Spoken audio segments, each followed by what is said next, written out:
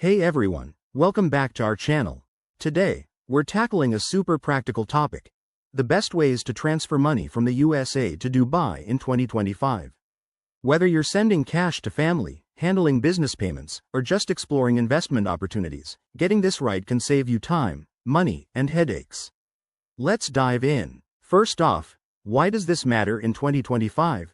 With new regulations and tech advancements like blockchain and digital currencies, transferring money has become faster and more secure than ever. But not all methods are created equal. We'll cover the top options so you can pick the one that fits your needs. Starting with our top pick, Wise, formerly TransferWise. It's a game changer because it uses the real exchange rate with super low fees, often under 1%. For example, if you're sending $1,000, you might only pay around $10 in fees.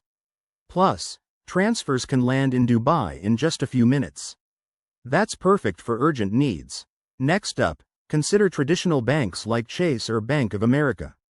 They're reliable and integrate with your existing accounts, but watch out for higher fees, sometimes 3 to 5%, and slower processing times, which could take 2 to 5 business days.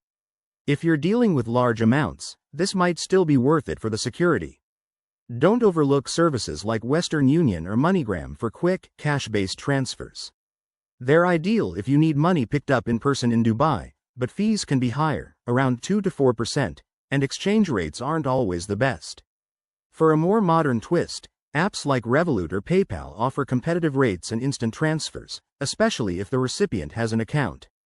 In 2025, look for enhanced security features like biometric verification to protect against fraud.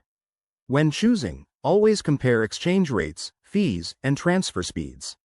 A pro tip: use tools like Z.com to check current rates before you commit.